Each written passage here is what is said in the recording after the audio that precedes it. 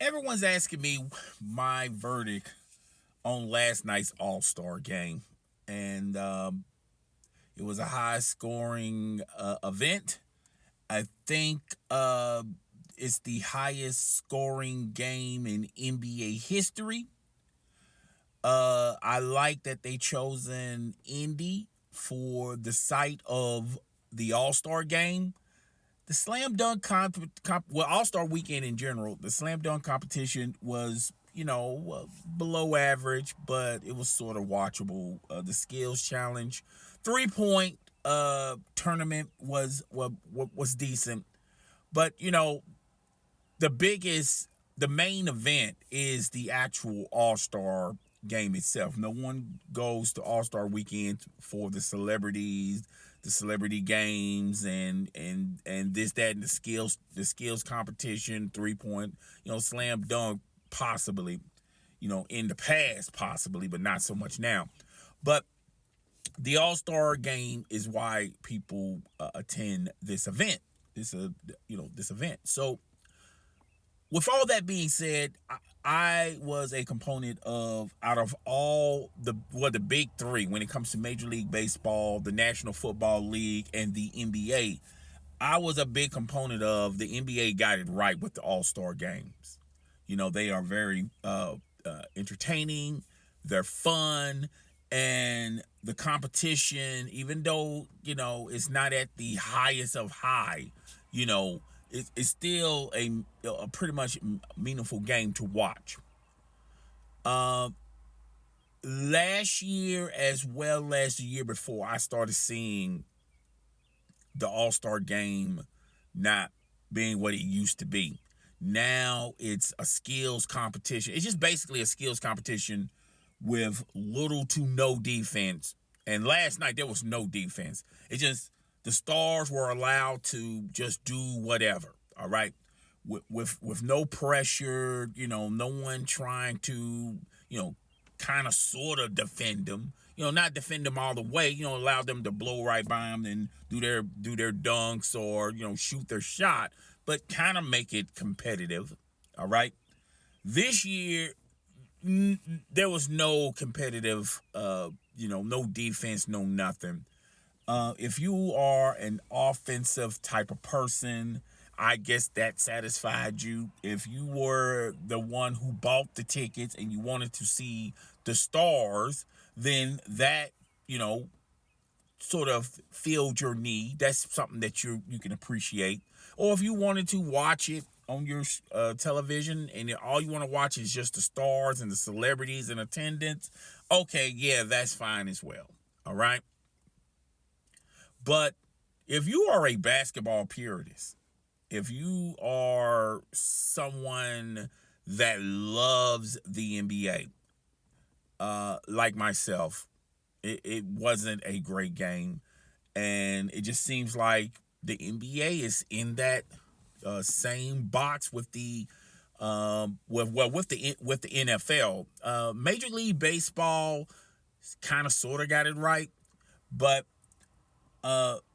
this is why the NFL struggles with the Pro Bowl. But even though the NFL struggles with the Pro Bowl, their ratings are through the roof. All right. I did a video on the NBA's ratings tanking on Christmas Day, and the NFL games were popping before and after Christmas. And I said in that video, you're starting to see a trend with the National Basketball Association. The NBA is unwatchable. It's hard to justify people buying the season pass because the teams are not very competitive. All right, particularly when you got these super teams. Even though the super team era is pretty much non-existent. Everyone wants to pair up and join alliances and form like Voltron, and that's fine and dandy. But how is, I'm always a person that competition is good. And that's where the NFL gets it right.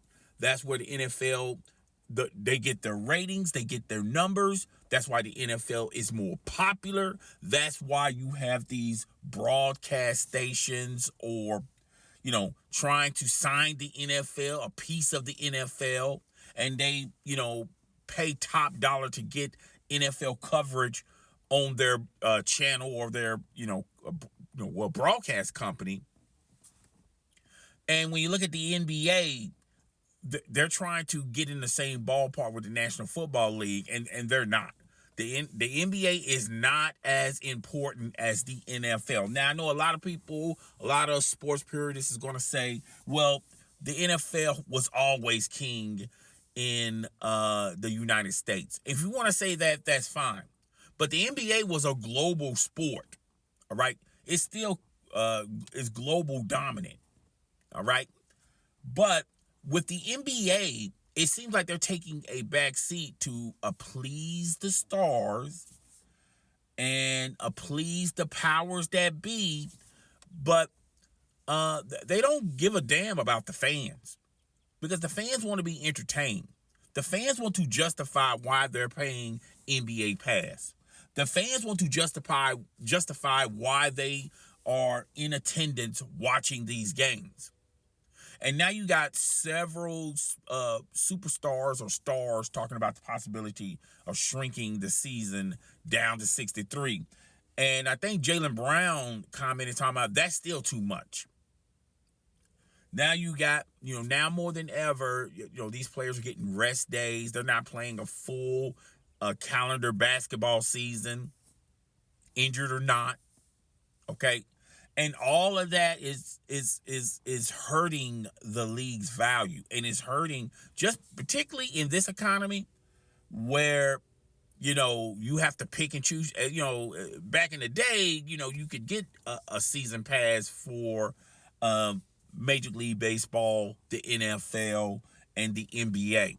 Okay, you could justify it because you was making a lot of money. Now when the dollar is being stretched, and people wanting reasons why they're not going to renew their passes, with the NBA, people would give up the NBA faster than them giving up the NFL. Because the NFL is getting it right. They're placating to their audience. The audience are fans of teams, not players. They're fans of players. But when Tom Brady quit, retired, the NFL just kept going. They just kept moving along. Okay? And when you look at the NBA, they promote players.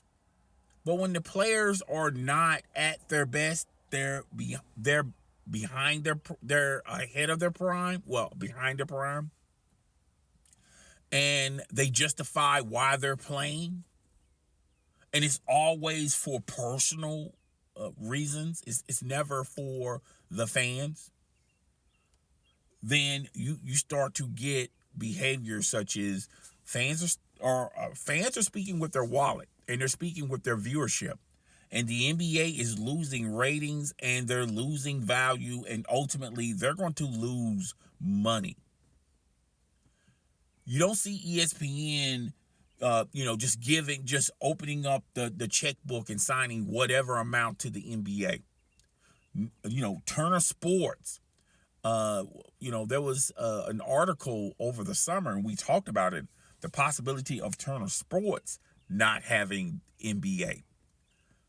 Even though they have the best pregame and after-game show with the NBA,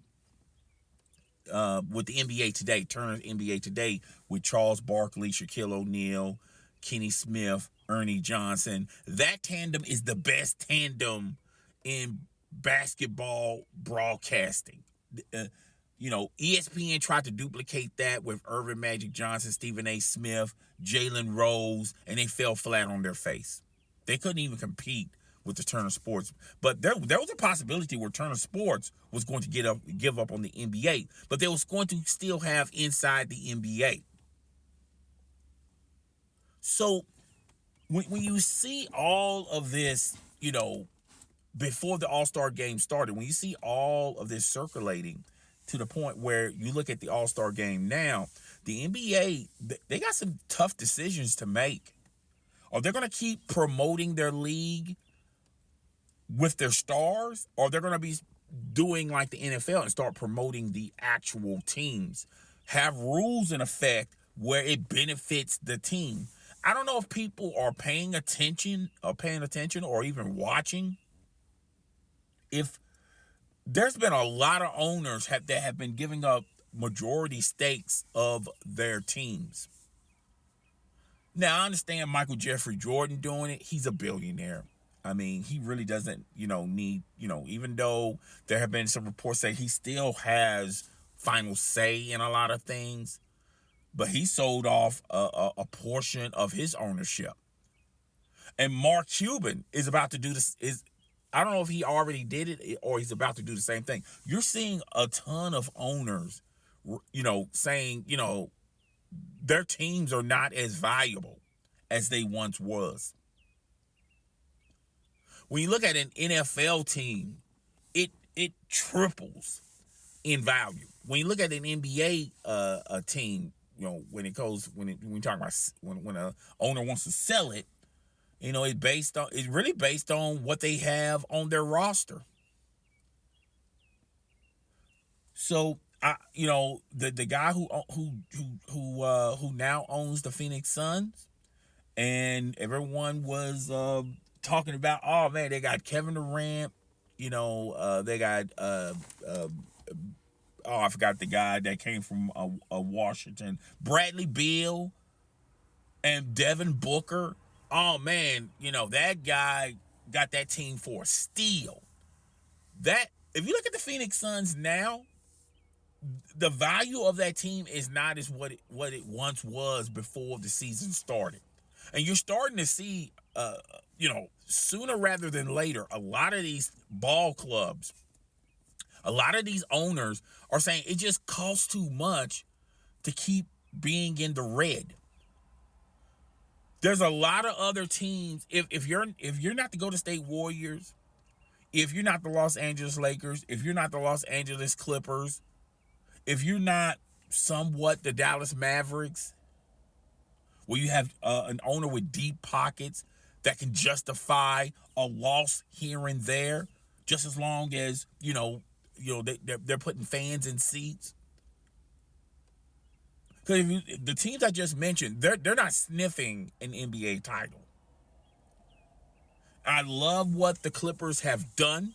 I love what Tyronn Lue is doing, but if Tyronn Lue gets this team turned fully around to where they win a title, they should just give the title to Tyronn Lue.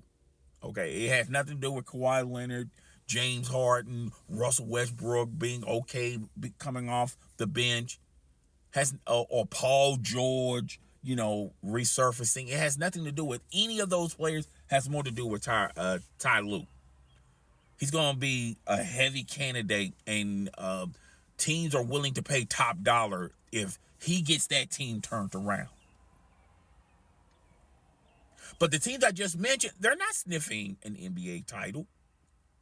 If you look at the Houston Rockets, who built their team from the draft, they're competing. There's a possibility that they can go deep into the playoffs.